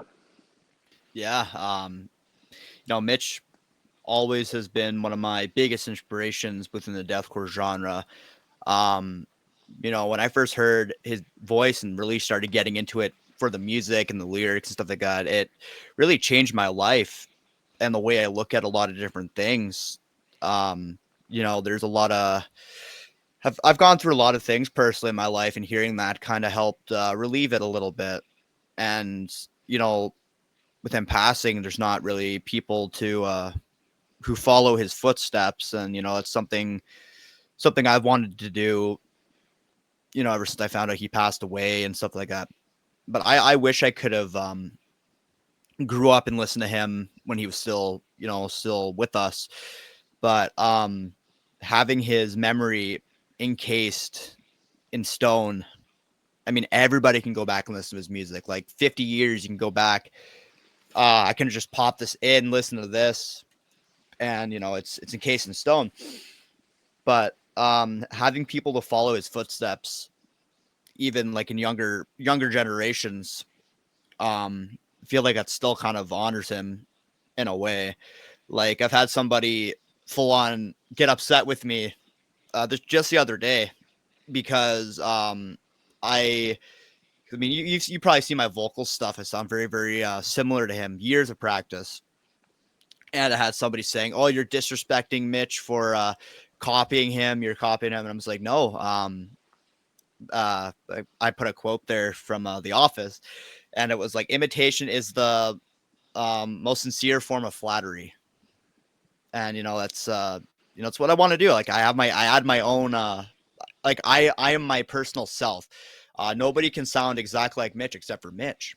So it's not like I'm not like it's not like I'm trying to be like one to one. Like I'm still adding my own influence to it, my own personal self to it. Um, but yeah, it's basically there's a few people who can pull it off a little bit better than I can. Brady Palmer of I Saw God. Shout out to Brady. He can do it very, very well. When the Iron Ox played Bludgeon to Death, his lows really like pierce through. He has such a powerful voice, and it's awesome to hear. Yeah, man. And just keep experimenting and finding, where Taylor Desi comes through, and embrace the fact that, you're a musician, you're a vocalist, you're a songwriter, a guitar player, and follow that path. So have your influences and always respect your influences, honor your influences, but over time, try and foster a sense of wonder around, where do I really, come through? Where am I my best self? And to take those pieces from, who you're emulating and who you are looking up to, but ultimately let that lead you down a path of, finding yourself, finding your voice, finding, the things that really make you feel like, this is me, or I'm getting a better sense of it. Maybe you never arrive, but you'll just have, checkpoints all along the way, and you'll just get closer and closer and closer to, really appreciating and validating your identity. Yeah. Yeah, kind of touching on what you said there. Putting your own influences in everything. Like, I mean, Forsaken Rituals, for example, we have like 1,000 different influences now that we have a different lineup. It's going to sound very different from the old stuff, and I honestly just kind of want to hear what your opinion was when you first heard our music. It was very good. Yeah, I mean, I enjoyed the tracks that you sent me. Um, I have a couple of like go-to albums and bands that I play pretty frequently, the same stuff over and over again, but there's so much music out there that, I sometimes get lost. I get overwhelmed by how much is out there. So it's been a few months, maybe several months since I'd last heard it. But what I remembered was liking it very much. I thought it was well done. It was organized. Your vocals sound great. Production quality was great. So looking forward to hearing more, and especially as it evolves with new members. Yeah. Our first record, was finished with our drummer, my bad, David Parkin. He's very, very influenced by Luke Holland, I believe, who plays with Falling in Reverse. A lot of polyrhythms, a lot of paradiddles and stuff like that. It really adds to the mix because, when some people think of deathcore, you hear like blast beats, a lot of skank beats, and just a bunch of different things like that. And he was like, "Oh, I'm no deathcore drummer. I'm no, I'm no Alex Lopez. I'm no, I can't remember who else. I know Joey Jordison. I was like, no, just do you. And we started doing that. A lot of people started having their own thoughts on it. Like they either loved us or they hated us. Mm, But a lot of people thought it was a cool, fresh sound because it sounds old school, like production wise and sound wise. It sounds old school, but we're taking a lot of modern influences into it. Drew takes a lot of Avenged Sevenfold influences into it. Some Rings of Saturn influences. Of course, I'm taking Suicide Silence into my influences, but also like crossbred with Gojira. Who else is there? Gojira, Korn, uh, some Cannibal Corpse. Like I have so many influences in there that I forget what I all put. Like every song is different. So, but yeah, hearing a lot of these different modern bands nowadays, like Slar to Prevail, for example. I feel like I rip on these guys a little too much, but it's all in good fun. It's all in good fun. But they basically sound like a modern version of Whitechapel. And then you hear bands like what's a good example, like Lorna Shore. You can really kind of hear the Suicide Silence influence in it. Like if it's like a modern day um Suicide Silence. But the one thing that doesn't really sit well with me, I don't know what it is, but it's the deathcore that has the kind of like the hardcore esque masters. I mean, I don't have a problem with it. It just kind of sounds different than what you would normally hear back in the early 2000s. I just kind of want to hear your take on like the modern deathcore bands. yeah, I love a lot of it. Right now, I'm obsessed with Disembodied Tyrant. I think they're fabulous. As musicians, really no comment needed there. So talented. But as songwriters, boy, I think they're they might be the best like deathcore you know act of this age, of this era, right? Whether that be 3 4 year 5 year period, their songs are so creative. They're organized so very well. They really seem to be stretching the limits of what you can do, different things you can incorporate, whether it's playing Vivaldi, covering Vivaldi parts, or breaking it up a little bit with some of, and I'm not like steeped in this. I don't want to make it seem like I'm you know, there are far more better people who could comment on some of this, but things like that sound more like club, like, a couple parts here or there, they're edited to sound more like house music, or again, like dubstep. I don't know. This is where I'm failing to accurately describe it, but I just know that, they write extreme songs where, to me, Lorna Shore writes extremes. Yeah. I don't associate Lorna Shore with songwriting. And I want to qualify that by recognizing, and again, no comment needed, Lorna Shore, they are wonderful musicians, incredibly dedicated.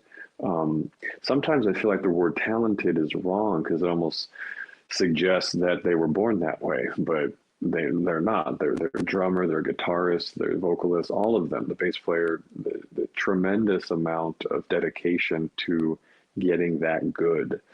I just think Disembodied Tyrant writes beautiful songs. They're structured so well, they're clever, they're creative, and heavy, on your knees heavy. My goodness, so wonderful. Getting a big kick out of them. I was listening to The Tower Part 1 yesterday morning, and I listened to it twice. It's so good. Other bands, Shadow of Intent is terrific. Angel Maker, I really like Angel Maker. They're not as wild or as technical as like Lorna or Disembodied Tyrant, but they're so good. They kind of tap into some stuff from like the late 90s, early 2000s that I was enjoying and big into. I did listen to Peeling Flesh for the first time a week ago. They're so good. Oh, Oh, those love guys are Peeling Flesh. great. I saw them playing with Suicide Silence, and I've heard of them. I've listened to them a couple times, but holy shit, did they put on a show! Like, Really. yeah, the pits were brutal for that. Like, you had people two stepping, you had people, what people would call crowd killing. I'm not sure what you would call it back Yeah. in the day, but you had people flailing their arms around, and Yeah. it was wild. Peeling Flesh, kudos to them. They're really bringing, um, like all these bands are bringing new life to the genre. They're keeping it alive. They're attracting a lot of new people to come to the genre. I actually met this one kid who I had the joy of working with like a couple years ago at my old job. He was really into modern bands like Lorna Shore, stuff like that. And then he said he found like Whitechapel, and then he found Deadwater Drowning. They're one of the OGs. And I was like, Okay. wow, like you found these bands from all the old from these modern bands because they influenced them, and it's still cool because a lot of people now they a lot of people now take a lot of the older what the hell am I saying? So a lot of these modern bands will have influences that trace back to um older school bands. So it's a beautiful cycle, I should say. Mm, well said. It is a cycle. And again, Peeling Flesh, they're so good. They're so much fun. I don't know if they have a specific label, if they call themselves death metal or deathcore. I would call them death trap because they incorporate just, you know, the kind of like hip hop that I like. I like things like, 3 6 Mafia, Suicide Boys, um, and how they've been able to blend that with like slam and death metal. It's so good. I'm gonna Oh listen to them man, the today. the one thing I like about Peeling Flesh is kind of hearing it. I was like, this is like the gangster rap of the slamming death metal era, which is very very cool because growing up in kind of like a rougher neighborhood, I kind of grow up hearing that, and it kind of puts a smile on my face because that's something a lot of people would enjoy. Um, but yeah, when I first heard Peeling Flesh, I was blown away. I'm just like, it's raw. It reminds me of something I would hear in like 2000, 2006, 2007. And yeah, their vocalist just so good, so good. Their guitar player comes up with some pretty gnarly riffs. But if you haven't seen them live, you have to go check them out live. They're insane live. I can go on about it for hours, which I won't. Yeah, maybe there's an opportunity. I don't go to many live shows anymore. It's typically my wife picking the shows, and we'll go together. But yeah, that would be a band I would enjoy checking out. You mentioned Deadwater Drowning. You talk about, if anybody came up with deathcore, I think you could give them you could easily make an argument for giving them the credit for that. Um, uh, so good. Nate Johnson, their songwriting, that might be like the epitome of like early deathcore is Deadwater Drowning. Them and Despised Icon. But man, we were listening to so much stuff in the late '90s, early 2000s when we were, well, Suicide Silence. I wasn't with them until '03 or '04, whenever that was. But um, Chris was bringing all the Devourment, Disgorged, you know, Worm. What's the other one? Dripping. All this really nasty, sludgy, just raw stuff, and wanting to incorporate all of that, and Mitch was about it too. And then Rick showed up, and he brought this, you know, Like like more of a Slayer and hardcore stuff to the vibe. table. Yeah. Yeah, Slayer influence as well, and yeah, it was just fun. It was fun to see all these different things. You know, I and I mean this like I don't think I brought anything. I haven't. I don't think I've developed like a taste for anything per se until like within the last few years. I never ever once during that era of Suicide Silence, introduced anybody to anything. Like nothing. Like I brought Family Guy. That's it. Everything was shown to me, whether it was Gabe or Mitch or Chris or Brandon Trahan, former drummer of Impending Doom. They would just hop in my car and be like, listen to this, listen to this, listen to this. And I never once contributed. I just kind of, went with it. Yeah, it's fun to look back and revisit some of that stuff and really appreciate it. I think bands like Dying Fetus, God, they've stood the test of time. Just absolute legends. I love how they can play at a hardcore show, just really embrace their hardcore fans because their stuff is so heavy. It's so good. They're such good songwriters. Devourment, arguably the heaviest band ever. Blood Has Been Shed. That's like my number one. I think at the time that was the one band that I that was introduced to me probably by Mitch. I think he showed me Blood Has Been Shed.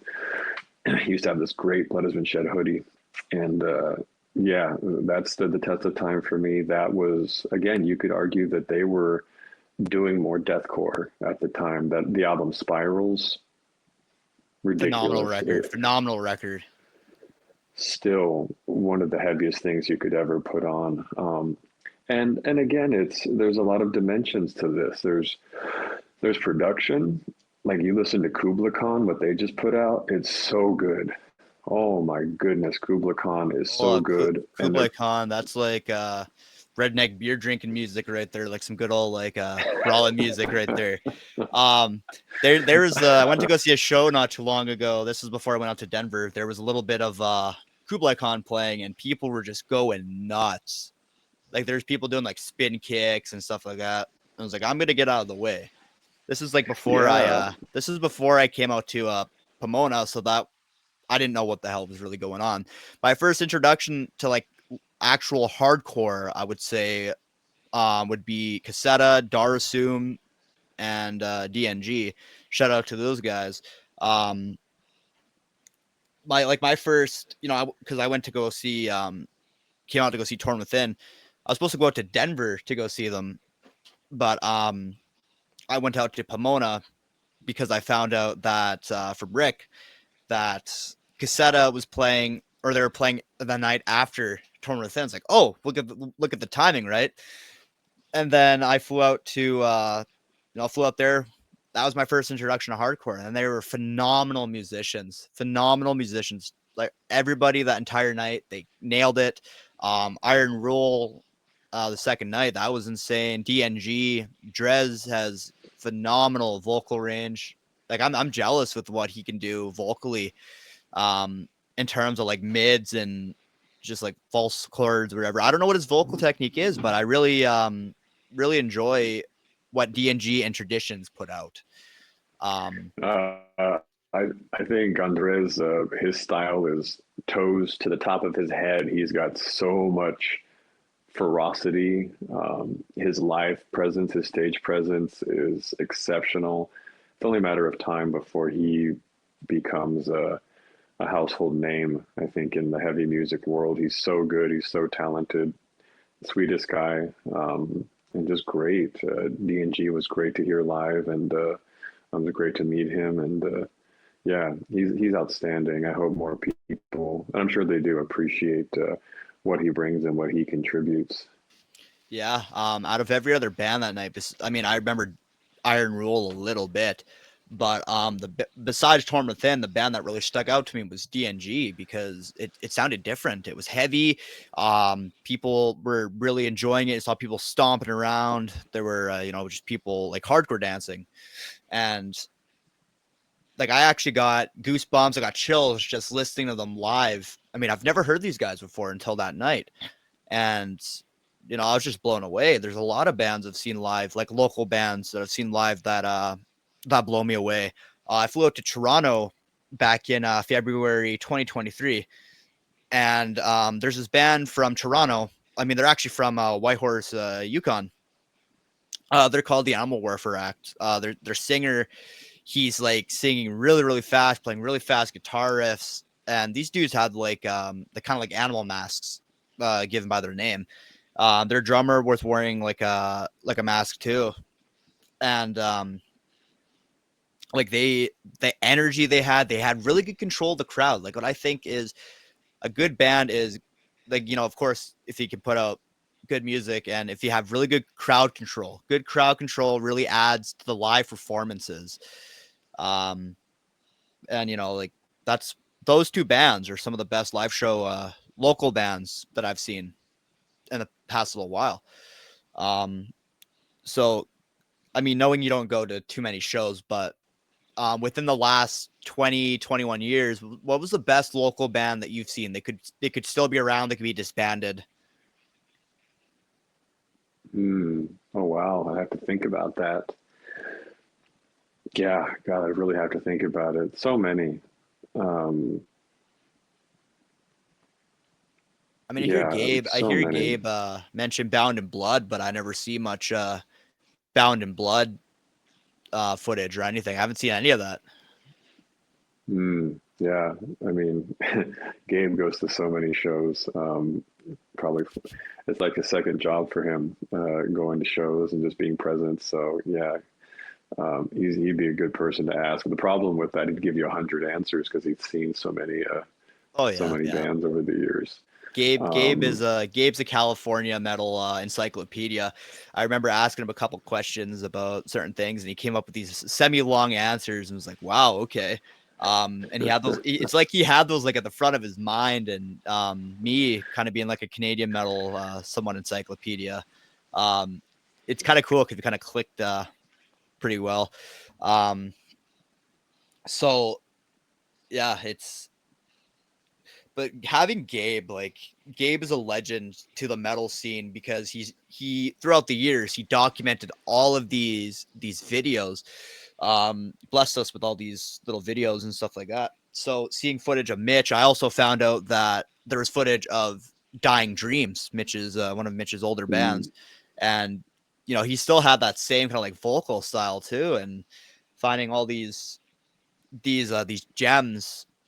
You don't really see many people do that, and Gabe is one of the first people to actually do that. And throughout the years, like he had it um, on a camcorder, like a big camera, and hauling them to shows. And um, you know, it's very very blessing to have the opportunity to mm, look at those old videos of you, Rick, Mitch, Bodkins, even Josh Stefano. But one of my favorite videos of you that's on his channel, it's titled Douchebag Party. And he had a little Josh on drums. And then you were on vocals there for a little bit. And of course, yeah, like everybody else. So if you kind of want to explain like what the purpose of that particular video is, this was in Arizona. yeah, Arizona, 03, 04. We were out there playing a show, and one of the bands didn't show up, and somebody asked the promoter, like, "You mind if we just get up there and start messing around?" And they agreed to it. At least I think they agreed to it. I don't know, but Just did it before you know anyway. it, we're all up there. Yeah, we did it. I think we got permission, but I mean, if we didn't, we were up there for like 15, 20 minutes, but it was just, having a laugh. Um, I got on the microphone with a guy named Oshua, and I think Jake may have been up there. RIP Jake Cato from Drexel. He was up on stage. Um, and yeah, everybody just kind of mixed instruments, and we just started improvising, just making noise, having a good time. It was, that was a reflection of, what motivated um, us as a friend group, and that was just to have fun. So whether it was how we spent our time during the day or going out at night or playing music, it never started as anything. It wasn't like an enterprise. It wasn't, okay, here's our 5-year plan, and we're gonna be something special. It was just from a place of enjoying heavy music and having fun. So that show, that little joke improvisation band was just just us being goofy. There's plenty of other examples of us being goofy that just happened to be caught on camera. And yeah, and I think it also illustrates the fact that Josh Tofano was a fabulous musician. Not only was he a great guitarist and songwriter, he could drum, and he was way better than me. I would show up for rehearsal, and if he'd be in there early playing my drums, he'd be killing it. His feet were way faster. He could keep tempo. He had great rhythm. He knew more patterns than I did, and yeah, at the time, that definitely was discouraging because I was struggling to get up to speed. But just a testament to Josh and the musician that he was. And I don't know if he still plays. I haven't asked him in a while, but. Yeah, the party will live on. Yeah. I mean, I've watched that video countless amount of times. It's just that funny, and it's cool to see you guys having fun, because I feel like, I mean, there's some bands that still have fun playing, but there's some people who kind of treat it as a serious endeavor, like saying, "Oh, this has to take off." I have to be like rich and famous. I have to be making like $5,000 per gig. But for me personally, when it comes to making music, it doesn't matter if I make it big or famous. It's all about having fun, just connecting with people, making sure they're having a good time, and having them call us back, for example. That's all that matters to me. Like, that's having fun is the whole point of music. If you're doing it and you don't enjoy doing it, then what's the point, right? Because like because I mean, I've heard like Slipknot. There's some people in Slipknot who only do it for the money now because they're just that big of a group now. They're playing sold out shows in arenas. Um, it's unfortunate. Well, There's a lot of people I who kind of go mean, down. It's unfortunate. There's a lot of people who kind of go down that path where their music passion kind of fades away for some people. well, sure, and I mean that's understandable, right? I mean, you commit to something, and Slipknot's been a band for like 30 years, and you know, at that point, you just take take inventory of your life, and you realize, okay, like this is how I'm going to adult. This is how I'm gonna you know pay for toothpaste. This is how I'm going to pay for my children's lunches, or pay for the water bill. And once upon a time, it may have started as a passion, and maybe it was a passion for many years, but at this point it's become your income, and it's your career. And um, I would suspect that very few people in the history of humanity have ever spent their entire lives doing something that's sustained a passion. I would say a very, very small percentage of anybody can they go to their graves knowing that I was passionate about what I did forever, and I sustained it. It gets to a point where it is an enterprise. It is a business. It has to be treated that way because you now have things relying on your performance beyond yourself, not just needing needing resources, needing money to cover the expenses of life, or food, clothing, shelter, and all the rest of it, but also your family. And yeah, you get locked into it, and it's not something you can walk away from. And there's got to be a tension somewhere between knowing that fans, especially young fans, just the idea of Oh yeah, having a career, and just how it's difficult to marry your passions and your career and your job over the long term. Something at some point is going to crack.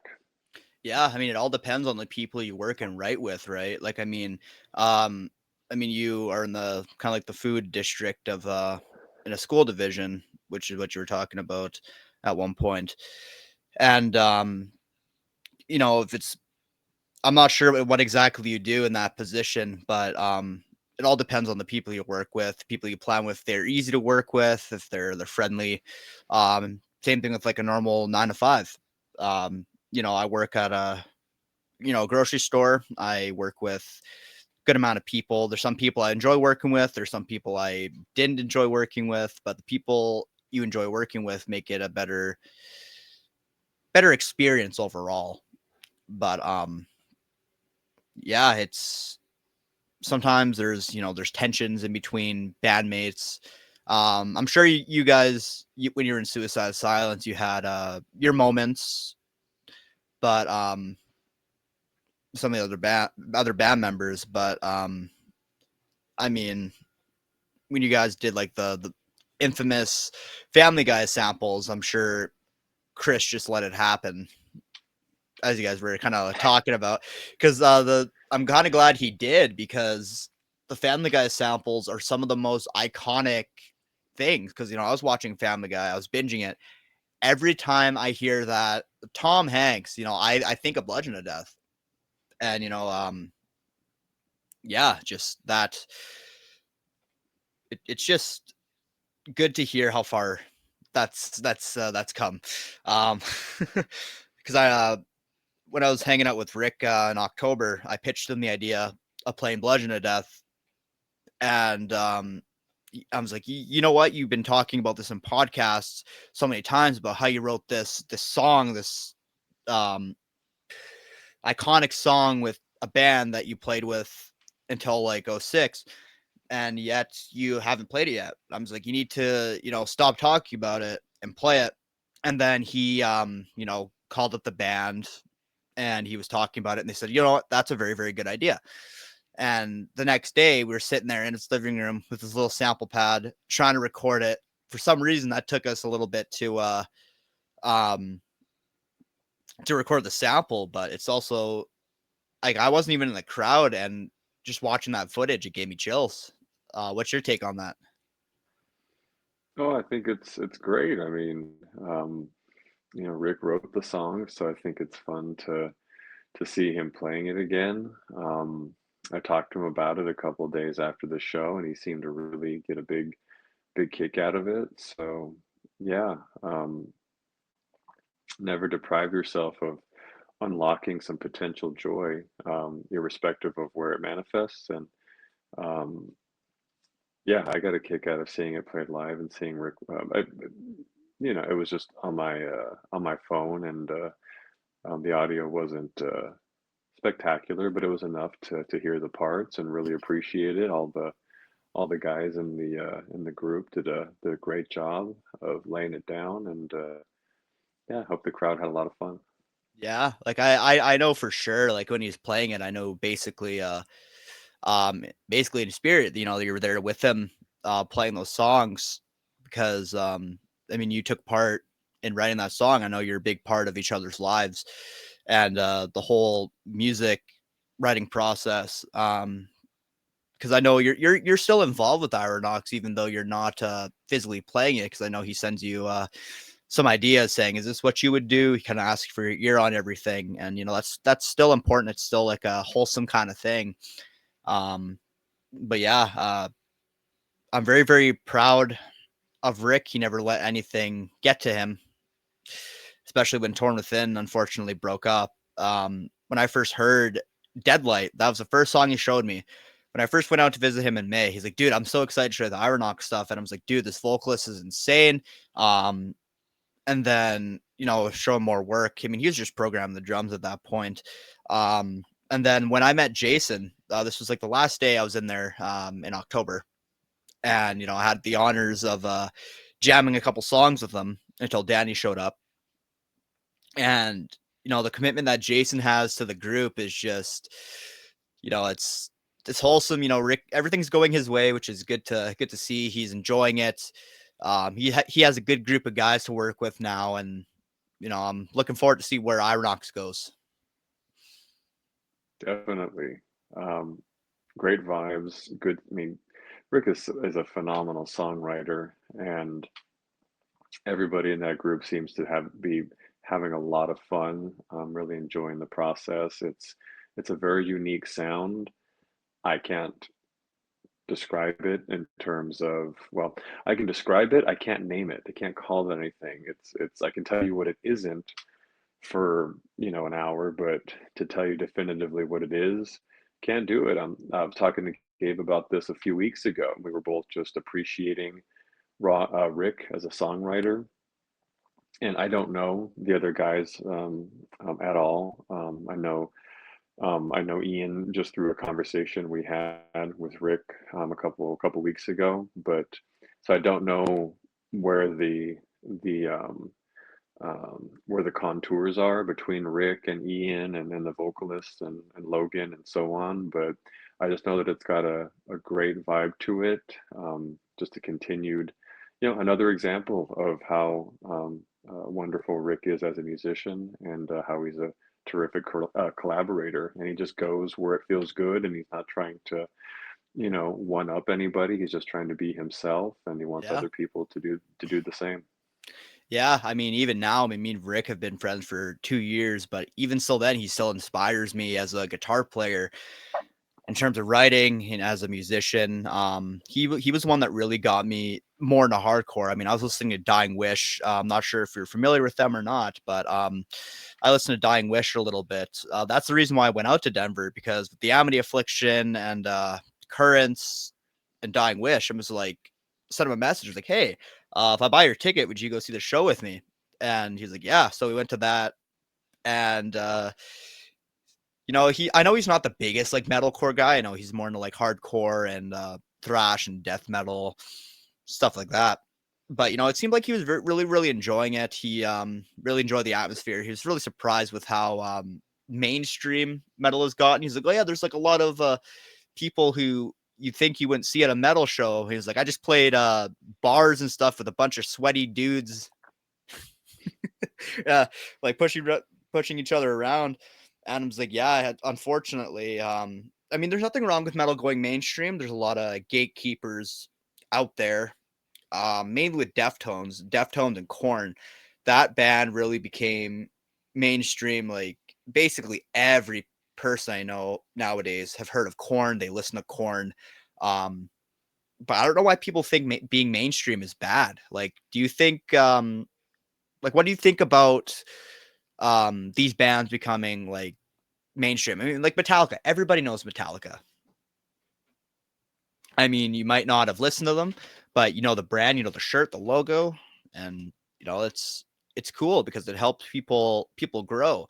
Because yeah, back in 2022, there was the show Stranger Things. They featured Master of Puppets in their last record, and I remember all of the backlash that the Metallica fans had. Like, oh man, people are calling this a Stranger Things song. I was like, oh yeah, they're calling this dude the Eddie Munson song. And I'm just like, no, it's beautiful because you're getting a lot of younger kids and the younger people who never listen to metal. You're getting them into metal because a lot of people get into metal from Metallica, a lot of softer bands. Because when I first started listening to metal, I want to say I was about 10 years old. I really got into playing the Black Ops games as a kid. I mean, like playing the zombies. There are two songs that really stuck out to me, and they were called 115 and Beauty of Annihilation. And when I first heard it, it was something I've never heard before. And it was kind of like a high that I just could not get rid of. And then I was listening to like Guns N' Roses, stuff like that. But I wanted more of it. And then I found Trivium, I found Killswitch Engage. Who else was there? There's a lot of other bands. This was many, many years ago. Almost 12 years ago already. Just coming February. And um, then that's when I found Suicide Silence, and that's basically where my kind of like my legacy, if you will, was set in stone because that's something that really connected with me, and I kind of found the drug that does it for me. But even Suicide Silence at one point became mainstream. But yeah, I want to hear your thoughts on mainstream artists. If you think it's good, if you think it's bad. Um, yeah, I mean, I think I'm, indifferent to it, as a point of conversation or something to take issue with. I think people in general, we love the sweet taste of indignation. It feels good. It gives us a little bit of a superiority kick. Um, it's like taking a bite, a little nibble of something like the mushroom in Alice in Wonderland. You get a little piece of it and you get a little bigger. So when you talk down about something, especially when you see something that's now popularized, and you knew about it beforehand, it can feel a little bit, you get a little bit of resentment, and you may think, well, I knew that before it was popular, so I'm going to use this as my bone of contention to you know one up the crowd. Who knows? I think that that's probably the root of most of that resentment, and maybe um, resentment and that it's probably not the right word. It's more just like you know a way to flex, right? Yeah. Whereas there may be resentment just for anything that's successful, right? If you feel you know if you feel wronged, or if you feel like you haven't gotten your due, or you wish that you could become popular and successful. That's There's nothing wrong with feeling those things. And you see somebody else achieve it's easy to maybe feel a little bit of resentment, or maybe it's misplaced admiration, or appreciation. Who knows? I think it's more of that. It's more of a personal thing, but um, who can say why things get popular or why things go mainstream? If it's branding more than the music, if it's the association, if it's genuinely, like, why do certain songs get on the radio and why are they played over and over again? I don't know. I'm sure there's very easy answers for that. There's probably a formula out there that we're not privy to that dictates what's played on rotation versus other things. But yeah, it is what it is. I don't see, you know, um, where we would make a value judgment about whether it's a good or a bad thing per se. It's just a thing, and some acts get bigger than others. Some bands go mainstream. I think the most recent example of that is seeing Knock Loose on, I think it was Jimmy Kimmel, Oh right? yeah, yeah. Um, I would have never thought that possible because Knock Loose is so crass. In terms of like the sound, the vocalist has just that, you know, and I like it. I like the sound, but it's like whiny. To me, it sounds more like the spastic screamo stuff that we were big into in the early 2000s. And I'm trying to think of a similar vocal style from back then, but I associate it with like As the Sun Sets and um, Dillinger or The Locust. Bands just had this just like so, and their music is super heavy. Knock Loose is so good, and they're so heavy and they're so groovy, simple, super simple, but really well put together. Yeah, and never thought I would see them on a late night show like that. It's crazy. But again, it's just a thing, and it's nothing to. There's far more important things we should be um, fighting over, right? Or debating, I should say, or getting getting our socks in a twist over.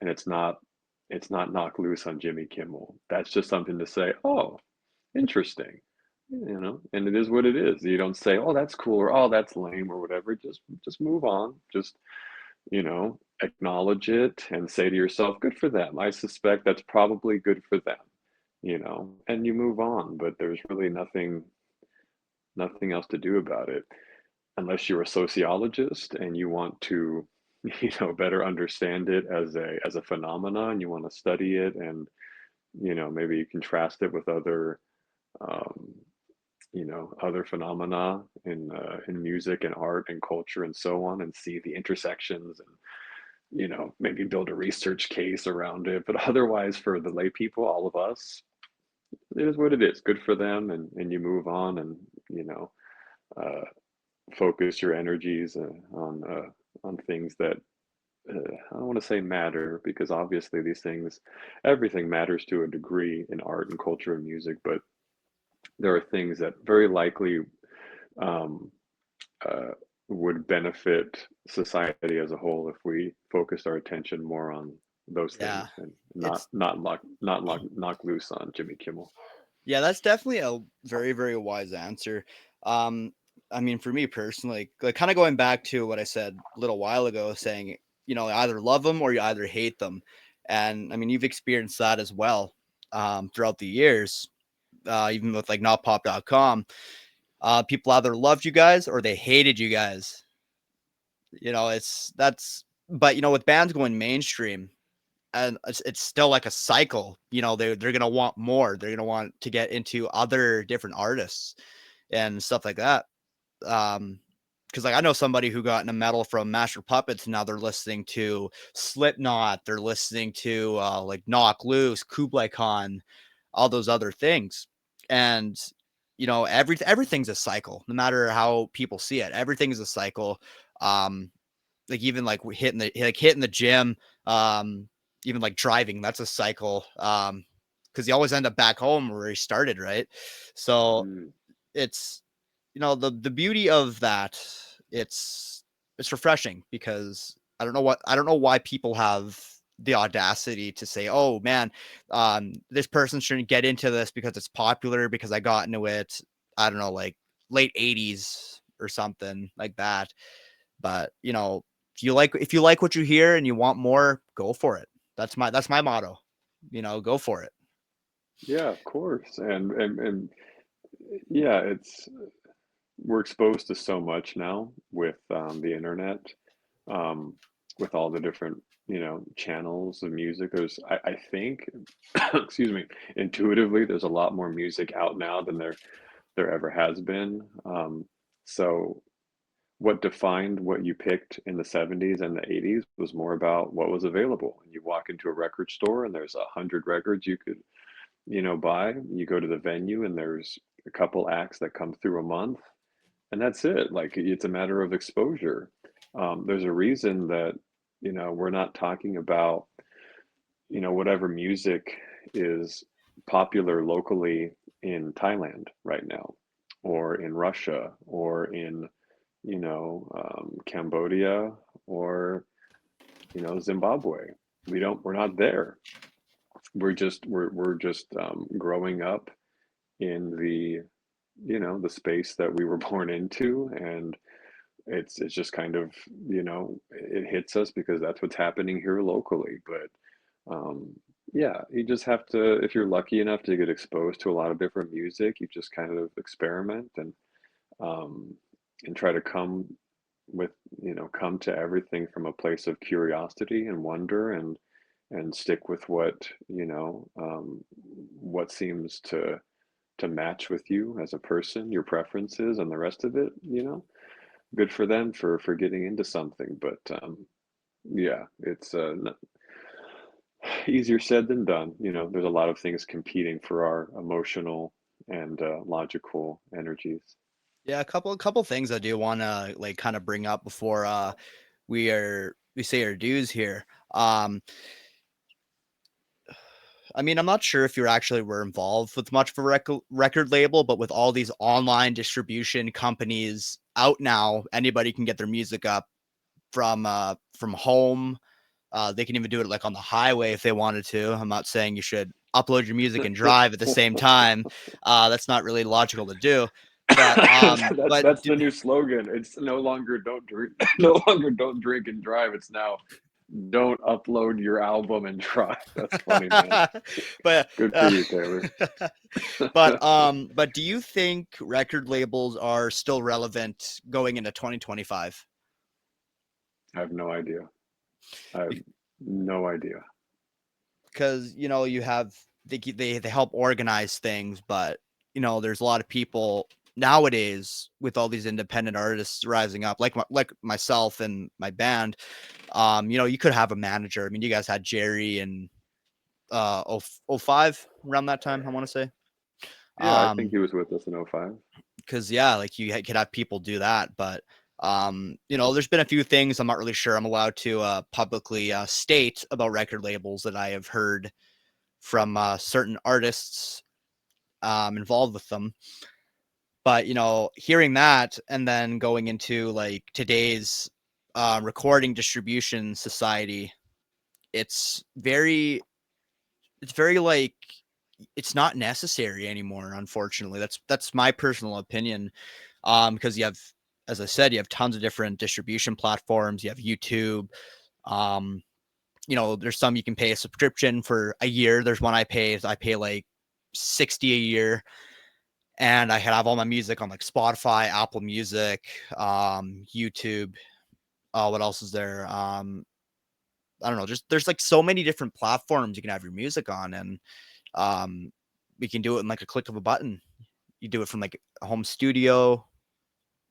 Um, you know that part has come a very, very long way since the early 2000s. And back in the Yeah. 80s and 70s and stuff, like bands like Motley Crue, Guns N' Roses, they wouldn't have really gotten anywhere without those labels backing them and signing them. But um Mm, hearing, mm, but I don't really think they're that. I mean, you can sign with them if you want, but by all means. But personally, I don't think they're really relevant in today's day and age. mm. Yeah, and I guess you have to ask what function do they serve? What function have they served historically? What's the upshot now? It's tough to analyze it and know what exactly they contribute, what value is added. Um, but yeah, as you said, there sounds like there's a great deal of channels to get music out now. So if record labels were historically about, the unity between art and business, well, you can you could maybe make the argument that they were useful insofar as they understood the business of music, whereas musicians understand the music, the art of music. But in the age of information, maybe people are getting wise to the fact that there was more, there was an imbalance there, that the business side of it was exploiting the artists. Um, or I would say, I don't want to use too, uh, judgmental of a word. Are you still there, Taylor? Oh yeah, yeah, yeah. Sorry, I was just trying to Okay. grab something. Yeah, I'm listening. My left my left headphone just gave out, so that's the Oh signal. yeah, but yeah, Um, like yeah, just quickly more wrapping the this, like quickly yeah, wrapping more it just up. to put a pin in that last thought real quick. Just it sounds like maybe there was more taken out than needed to be, and bands are Yeah, getting hip to that. That's all. yeah. Because like even nowadays, like going back to like being able to distribute your music, I mean, you guys were able to make these and like have them shipped to you and have them shipped out to people, and you didn't have really have that many resources back in like '05 and stuff like that. So it's cool to see how far music has come along, and I'm heavily awaiting to see where the future takes us in terms of writing music, distributing it, and like playing shows. But one more quick thing about playing shows is when I went to go see Chain Reaction, or go to see Cassette at Chain Reaction. I don't really know where it is, but oh, right here. One thing I like about Chain Reaction, they still use paper tickets, like physical tickets. Like this is a keepsake because you just don't really see that anymore because you have like Ticketmaster, you can get them on your phone, and they handed it out like right at the ticket booth there, and I thought that was wonderful. So I Nice. kept it in pretty good condition. But it's coming to a close here. I want to thank you so much for being my first guest on this podcast. It was awesome chatting with you, learning a couple new things. And if you want to say a couple more things or a couple quick things to the viewers, a few shout outs, whatever, feel free. I appreciate that. No, just grateful for our discussions, Taylor. Keep it up, man. Keep up all of your creative endeavors. Uh,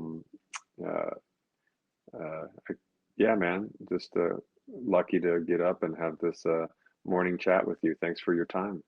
Yeah, man, my pleasure. Thank you for your time. Thank you for getting up so early and doing this. It's still truly an honor to be able to chat about your time of Suicide Silence and what your plans were for music and everything in between. So yeah, it was great conversation, and I hope we can do something again like this very, very soon in the future. Be my Uh, pleasure. Looking forward to it. yeah. Well, you have yourself a good day. Likewise, buddy.